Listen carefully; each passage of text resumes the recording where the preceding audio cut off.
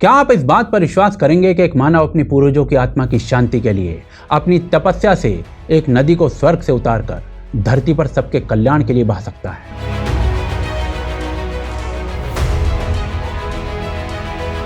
क्या इस बात पर विश्वास करेंगे कि उस नदी के वेग को रोकने के लिए उसे भगवान शिव की जटाओं में बांधा जा सकता है?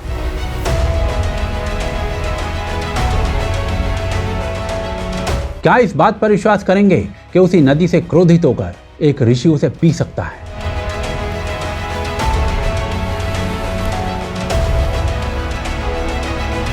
गंगा, जिसमें अपने पाप धोने आज हरिद्वार से लेकर वाराणसी और गंगा सागर तक करोड़ों लोग जाते हैं, जिसकी बहती धारा में कुंभ जैसे भव्य और विहंगम आयोजन किए जाते हैं, क्या उसका धरती पर बहना ग्लेशियर के पिघलने की एक नेचुरल घटना से हुआ था या वो एक मानव का प्रयास था?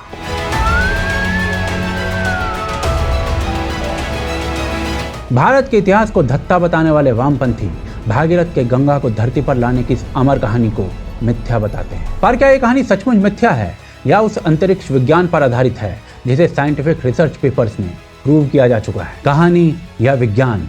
चलिए इस गुत्थी को सुलझाने के लिए पहले भागीरथ कैसे गंगा को धरती पर लेकर आए वो कहानी सुनते हैं।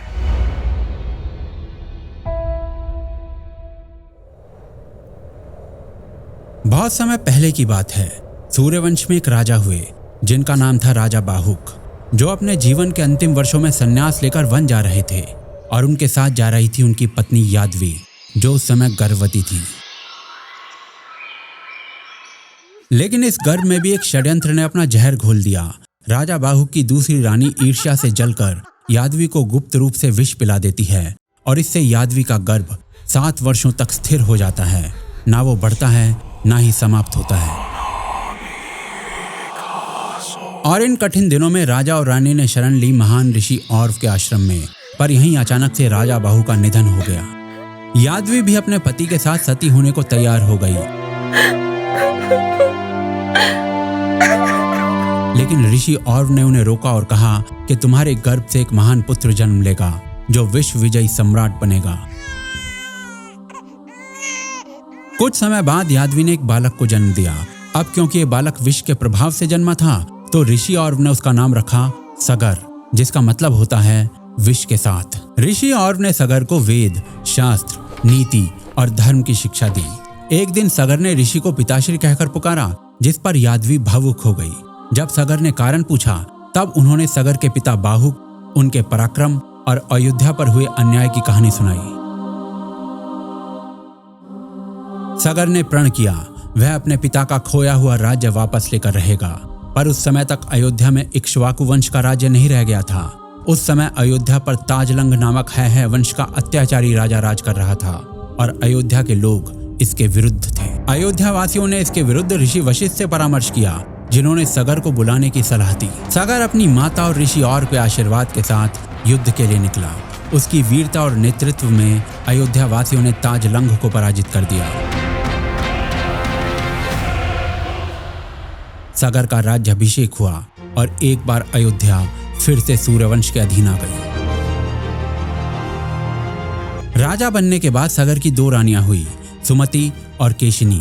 वर्षों बीत गए लेकिन संतान नहीं हुई। तब वो सभी भृगु प्रसरवण पर्वत पर तप करने चले गए। 100 वर्षों के कठिन तप के बाद ऋषि भृगु प्रकट हुए और आशीर्वाद दिया, तुम्हारी एक रानी को एक तेजस्वी पुत्र होगा जो धर्मात्मा होगा और दूसरी को 60,000 पुत्र होंगे जो उद्दंड होंगे। सुमति ने 60,000 पुत्रों का आशीर्वाद चुना और केशिनी ने एक धर्मात्मा पुत्र की इच्छा की। कुछ समय के बाद केशिनी ने असमंजस नाम के पुत्र को जन्म दिया। वहीं सुमति ने एक मांस के ढेले को जन्म दिया, जिसे भगवान शिव की कृपा से टुकड़ों में विभाजित करके 60,000 बालकों में बदल दिया गया। संतान प्राप्ति के बाद एक दिन राजा सगर ने यह निश्चय किया कि वो अश्वमेध यज्ञ करेंगे, जिससे उनका साम्राज्य और अधिक विस्तृत हो और ईश्वर को प्रसन्न किया जा सके। प्राचीन परंपरा के अनुसार अश्वमेध यज्ञ में एक घोड़े को छोड़ दिया जाता है और जहां जहां वो घोड़ा बिना रोके विचरण करता है वहां वहां यज्ञकर्ता का आधिपत्य स्थापित होता जाता है। राजा सगर ने वैसा ही किया। यज्ञ का घोड़ा छोड़ा गया और उनके 60,000 पुत्र उसके पीछे पीछे निगरानी में चल पड़े। लेकिन देवताओं के राजा इंद्र को यह सब रास नहीं आया। इंद्र को भय हुआ कि यदि सगर का यह यज्ञ सफल हो गया तो उनका स्वर्ग पर आधिपत्य खतरे में पड़ जाएगा। इसीलिए उन्होंने इस घोड़े को चुपचाप चुराकर कपिल मुनि के आश्रम में बांध दिया। सागर के 60,000 पुत्र घोड़े को खोजते हुए धरती के प्रत्येक कोने को खंगालते रहे और अंततः वो कपिल मुनि के आश्रम पहुंचे। वहां उन्होंने देखा कि घोड़ा तो एक बरगद के पेड़ के नीचे बंधा हुआ है और मुनि गहन तपस्या में लीन है। अहंकारवश पुत्रों ने यह निष्कर्ष निकाल लिया कि कपिल मुनि ने ही घोड़े को चुराया है। उन्होंने मुनि को अपशब्द कहे, उन्हें अपमानित किया और उनकी तपस्या को भंग कर दिया। जब कपिल मुनि का ध्यान टूटा तो वो अत्यंत क्रोधित हो उठे। उनकी आंखों से अग्नि की ज्वालाएं निकली और देखते ही देखते सगर के सारे 60,000 पुत्र भस्म हो गए। ये एक विनाशकारी क्षण था। एक ही पल में पूरा वंश नष्ट हो गया।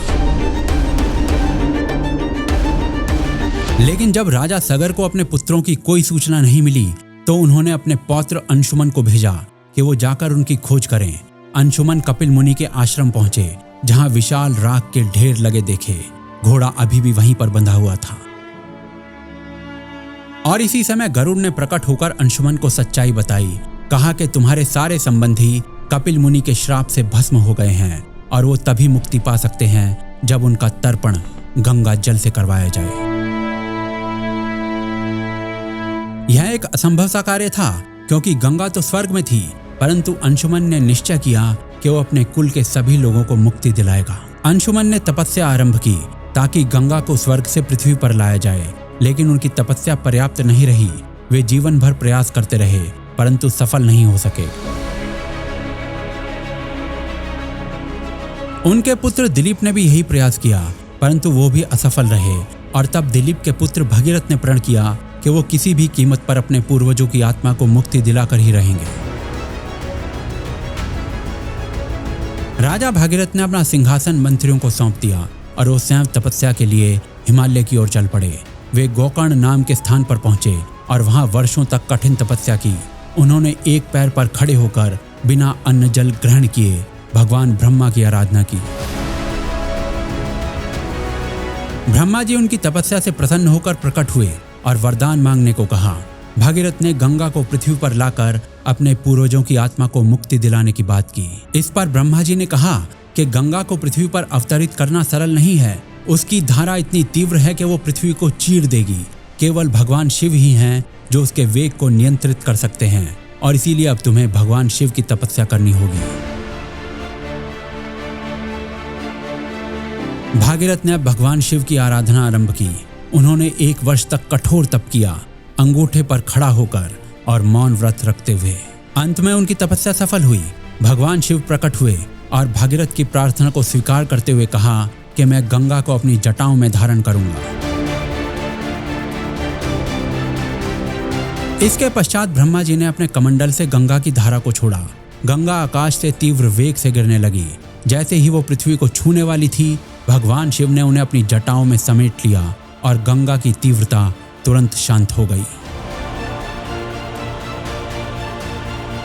कुछ समय बाद शिवजी ने अपनी एक जटा को खोल दिया, जिससे गंगा की धारा प्रवाहित होने लगी। यही स्थान आज गंगोत्री कहलाता है, जो आज भी गंगा के उद्गम के रूप में पूजनीय है।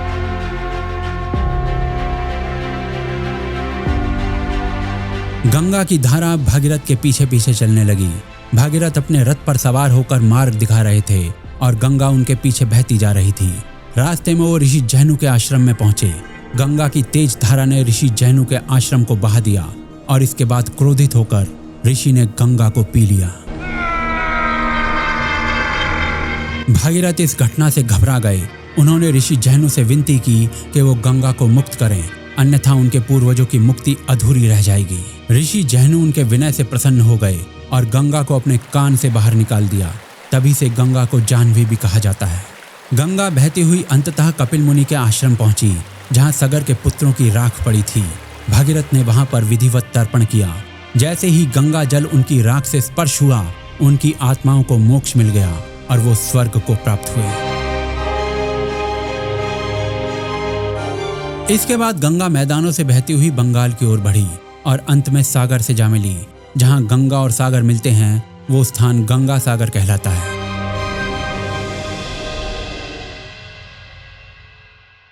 महाभारत और नारद पुराण में मिलने वाली इस कहानी के अनुसार गंगा इस तरीके से धरती पर आई थी और वामपंथी सोच वाले लोग इस कहानी का मजाक भी उड़ाते हैं, ये कहते हुए कि कितना लॉजिक है इस बात में। पर जरा ध्यान से देखिए, क्या ये कहानी ऐसे ही बन गई है या इसके पीछे भारी विज्ञान है? आज आधुनिक विज्ञान ये प्रूव कर चुका है कि धरती पर जितना भी पानी है ना, वो स्पेस से आने वाले कॉमेट्स और एस्ट्रॉइड्स के धरती पर टकराने से फॉर्म हुआ है।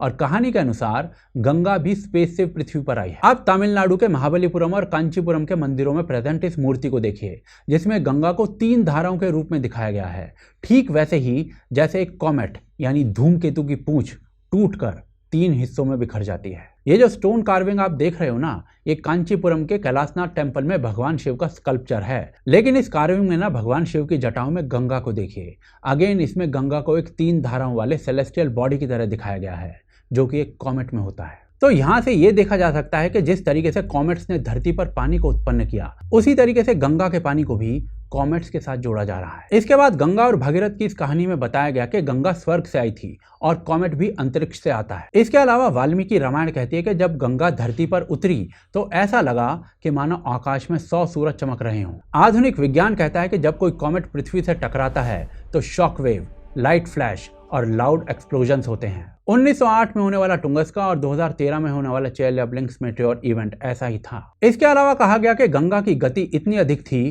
कि वो पृथ्वी को चीर सकती थी, तो शिव ने स्पीड कम करने के लिए उन्हें अपनी जटाओं में बसा लिया। बिल्कुल इसी तरीके से जब एक कॉमेट अर्थ के एटमॉस्फेयर में घुसता है तो अर्थ का एटमॉस्फेयर उसकी स्पीड को कम कर देता है। भागीरथ और गंगा की कहानी में आता है कि शिव की जटाओं में गंगा कई साल तक घूमती रही और फिर 7 धाराओं में टूटकर धरती पर गिरी। ठीक उसी तरीके से जैसे एक शॉर्ट पीरियड कॉमेट होता है जो कुछ सालों के लिए घूमता है और फिर कई टुकड़ों में टूट जाता है। गंगा और भागीरथ की कहानी में और किसी कॉमेट के धरती से टकराकर पानी बनने में इतनी सिमिलैरिटीज हैं जिन्हें इग्नोर करना असंभव है। और इसीलिए हम ये कह सकते हैं कि कैसे एक पौराणिक कथा जो सदियों से लोगों की श्रद्धा का केंद्र रही, असल में एक ऐतिहासिक वैज्ञानिक घटना का संकेत हो सकती है। और शायद इसी ऐतिहासिक वैज्ञानिक घटना को एक कहानी का रूप दिया गया ताकि लोग इसे युगों युगों तक याद रख सकें। भागीरथ और गंगा की कहानी हमारी संस्कृति का हिस्सा तो है ही, साथ ही साथ ये कहानी इस बात को भी सिद्ध करती है कि हमारी संस्कृति विज्ञान से अलग नहीं है, विज्ञान के साथ चलती है। आप इस पूरी कहानी के बारे में जो भी सोचते हैं हमें कमेंट्स के माध्यम से बताएं